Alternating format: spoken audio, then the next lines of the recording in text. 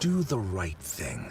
Slow down, move over, and drive like your life and their life depends on it. News time, 8 minutes after 8 o'clock on this Tuesday. Top of the morning from the newsroom of Regional Radio and DeWittDailyNews.com. I'm Seth Lawrence with this expanded 8 o'clock newscast. We stream to Facebook and YouTube, brought to you by Peterson Insurance, your Pekin Insurance agent in Clinton. Last week was an irregularly contentious meeting of the Clinton Board of Education and parents over the accessibility of playground equipment at Clinton schools. The contention of Tyler and Brandy Smith is the district is not doing enough for its students with special needs to be able to have access to playground equipment at its 3 schools. Superintendent Kurt Nettles says he feels for those students who cannot get around and do all the things of their peers, but notes they do what they need to accommodate those students. Yeah, the board was visited at the August board meeting by a family who was requesting that we look at the surfacing of the playground at CES specifically, so that child that has special needs can get anywhere that child would want to get to on the playground with a wheelchair or a walker or whatever the case may be. Our playgrounds have the fiber wood, or I don't remember the exact way to describe that, but it's legal fill, loose fill. That's not the best thing in the world for somebody who's using a walker, roller walker, or wheelchair, or some kind of equipment like that.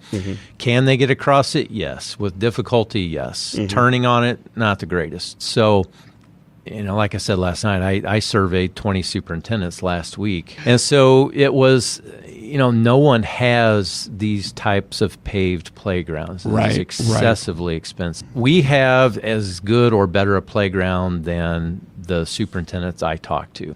CES is one of 3 playgrounds, and it's our feeling if you're going to do anything, you had to do it to all 3. But we are keeping tabs on the students who have special needs or disabilities in all of our buildings and seeing what do we need to accommodate those children at any given time or for any given program, and we're maintaining that. I think Clinton School District has had a number of special needs disabled students over the years. I've been here 9 years. I've had a number of students, and we make sure we're accommodating everything that they need to do. That doesn't mean we can make every single thing that goes on throughout the day for them as easy it would be for me to get along. Playgrounds are an issue, and I see that and understand that, and I feel for some kids who can't do the same things as a lot of the rest of the kids, and that is a shame. At CES, if people aren't aware, we did create pathways that a wheeled vehicle, whether it's a roller walker or wheelchair, can get down and get right to equipment. One of the allegations against the school district is that the playgrounds are not in compliance with ADA standards, which Nettles explains is often a misunderstood requirement. First of all, there's a misunderstanding about ADA compliance. There's ADA compliance for this building we're sitting in. So it's not the same ADA compliance as a playground. Any place that's built new or any renovations you do, you have to bring it up to code at that time and make it ADA compliant.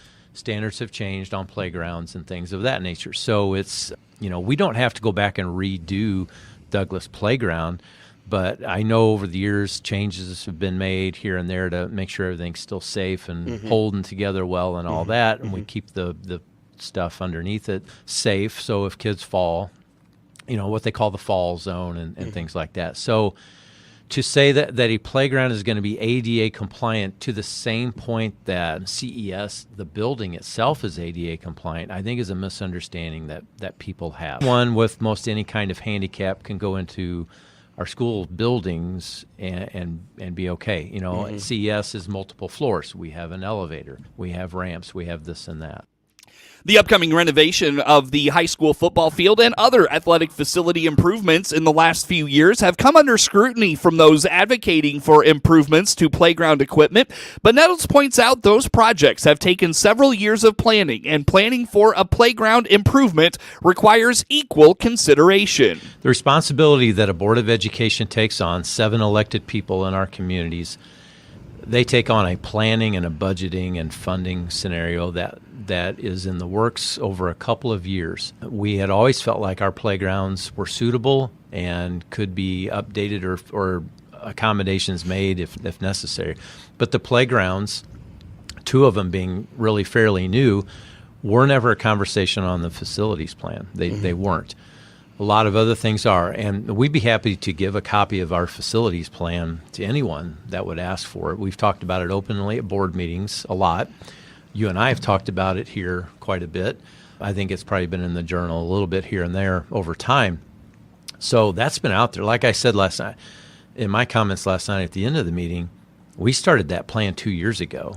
And in earnest, over the last year and a half, we've started the projects. And so that's a lot of planning. The architects are involved, engineers are involved, trying to figure out the funding and all that's been involved. You have to balance the responsibility of all the money that we have and what we have to spend and how we spend it. We have different funds, and you can only use money from certain funds to do these types of projects. So you can't look at our entire bank balance and say, you've got all of this money.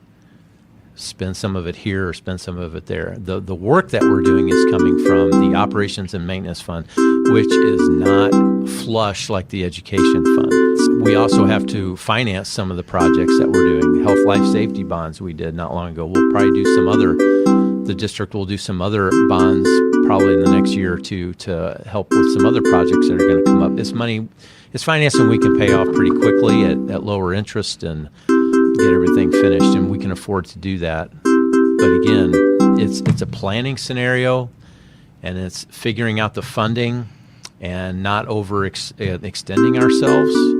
We do have money that's invested, and when we do some projects, we have to make sure we pull that out and make sure it's liquid at a certain time. So a lot goes into it.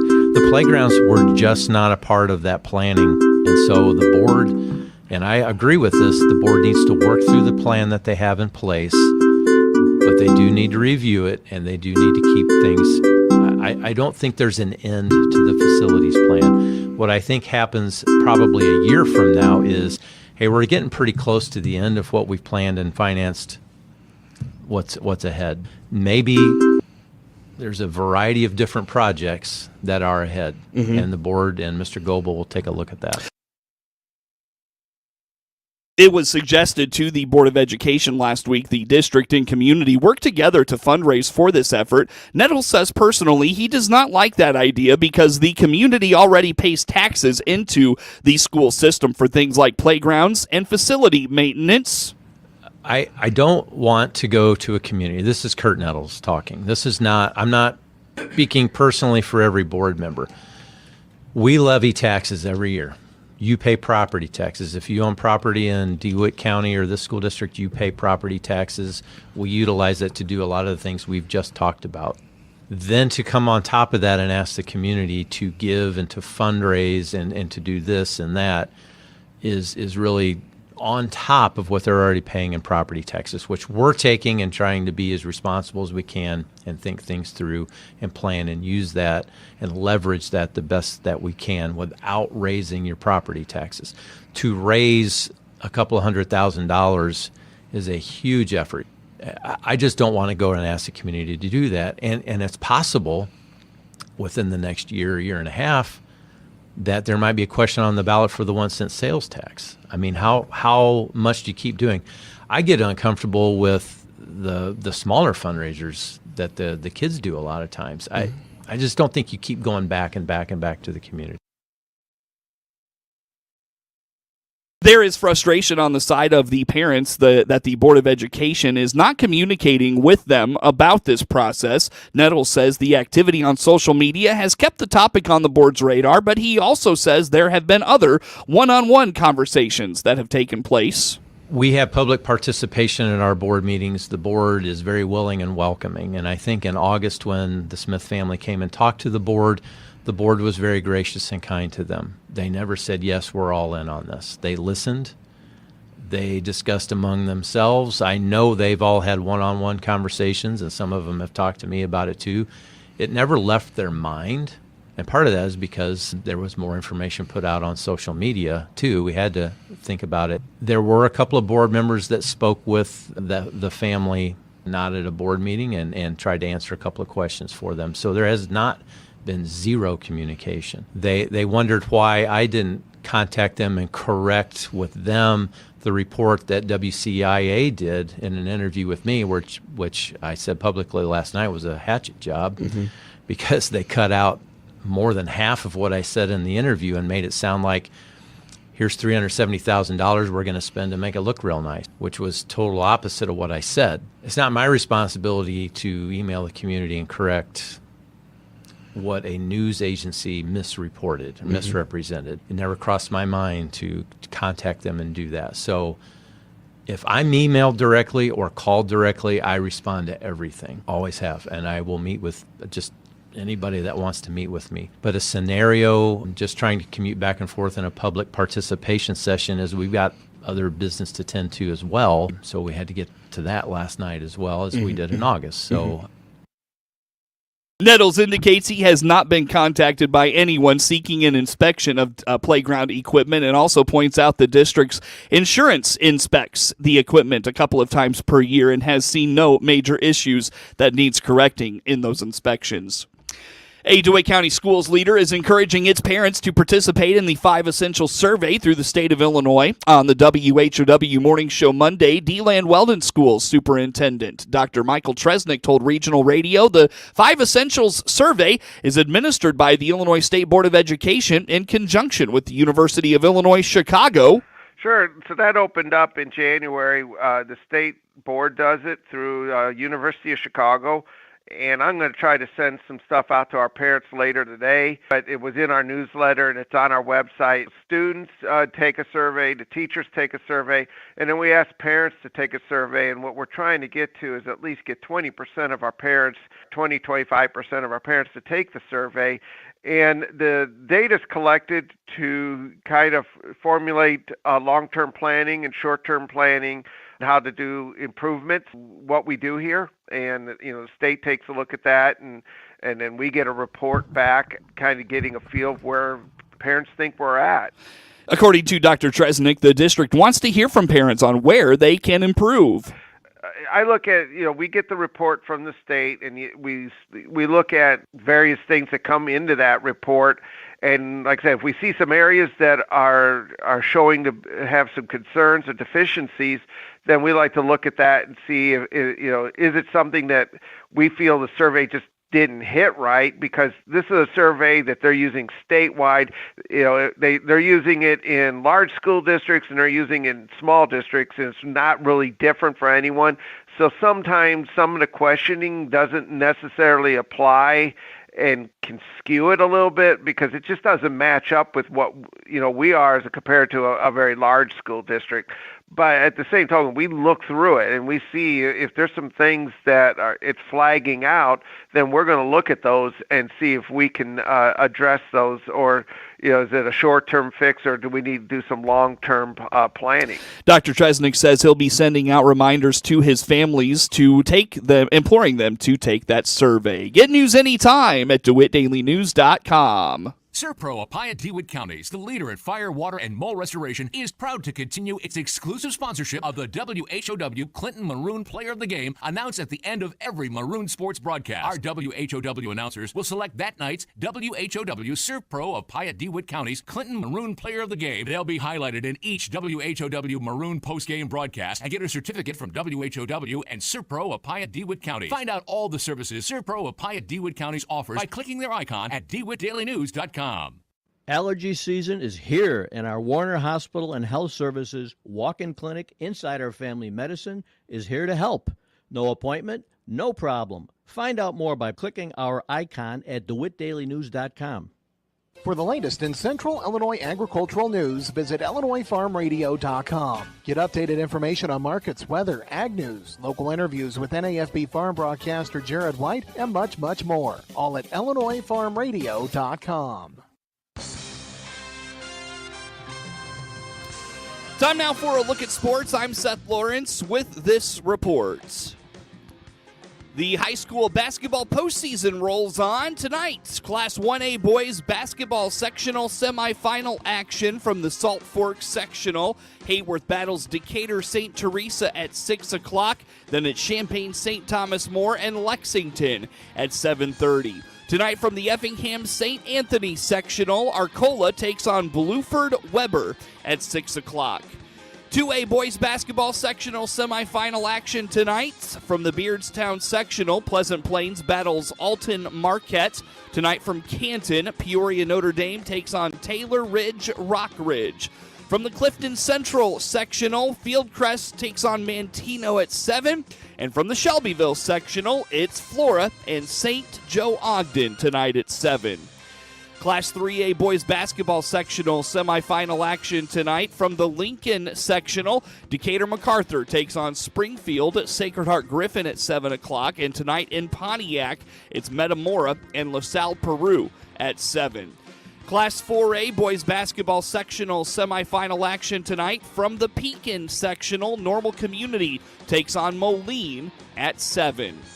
Class 3A girls basketball super sectional action from Monday. From the Highland sectional, the hosts fell to Chatham Glenwood 45-38. And from the LaSalle Peru sectional, Lincoln dispatches Dixon 46-24. It's the second straight state appearance for Lincoln. The NASCAR season is underway with 38 races to determine another stock car racing champ in the 76th season of the top motorsports series in the U.S., but a serious problem for NASCAR and its teams. Negotiations on a new revenue-sharing model have deteriorated. In mid-February, representatives from 5 teams told the Associated Press they have hired top antitrust sports attorney Jeffrey Kessler as an advisor. The move was a power play by the 15 teams holding the 36 charters that guarantee entry into every race, a message they will not be bullied in the negotiations. The charters are the equivalent of having a franchise with NASCAR, but they are not permanent and can be revoked by the series. Their value is set by the current market rate, but the details are not disclosed. A charter purchased by Spire Motorsports last year was sold by Live Fast Motorsports, reportedly for $40 million, an enormous jump from the $6 million Spire spent in 2018 when it became the first team to buy a charter from another team. NASCAR determines which teams receive charters in 2016. There are 4 charters that have not been offered for sale and are on hold by NASCAR for use if a 4th manufacturer enters the Cup Series. The current agreement expires at the end of the season, and teams have been trying for 2 years to get a better deal from NASCAR, including making the charters permanent. NASCAR claimed it needed to first complete a new media rights package, and a new $7.7 billion TV rights deal was announced in December. NASCAR's economic offer to the teams came shortly after. The stability of NASCAR has ebbed and flowed for years, which much was made about empty seats in the stands or viewership for the season. The series has weathered it all, and a TV deal is considered substantial. A recent S&P Global Ratings report sees ongoing strength in live attendance, sponsorship, and advertising-related revenue for NASCAR this year, and added the new rights deal provides good revenue visibility through 2031. The report also raised its rating on NASCAR's credit, citing the series' ability to pay down debt while still growing revenue. S&P expects NASCAR to see 6 to 8% growth this year in its earnings before interest, taxes, depreciation, and amortization, a standard accounting measurement. S&P also expects a positive cash flow of $135 to $145 million, which could be reduced to $85 million after infrastructure upgrades. That could be used to further trim its debt. Polk notes the report provides NASCAR it's financially stable and has had little trouble paying down the nearly $1.5 billion it borrowed in 2019 to take its racetracks private. The teams want more, though, than just larger financial stakes. In addition to an increase in the percentage the teams receive from the media rights deal, the teams want the charters to become permanent, and the way the franchises are in other leagues. With so many of NASCAR's top team owners in their 70s, Roger Penske even turned 87 last week. They want their investments to become legacies they can leave to their families. NASCAR has refused to even consider making the charters permanent. The teams also want a seat at the table when it comes to governance, and they want to create a collaborative environment to create new revenue opportunities. NASCAR could remake the entire eligibility system and write its own rules for distribution of revenue. NASCAR does not have a collective bargaining agreement for teams, and even though the RTA was formed to fight this battle, it is not a union. The teams could make an antitrust challenge on NASCAR's control of the market and argue NASCAR operates stock car racing as a monopoly, but NASCAR has won legal battles before, including a 2009 case in which Kentucky Speedway failed to prove its denial to host a Cup Series race constituted an illegal monopoly.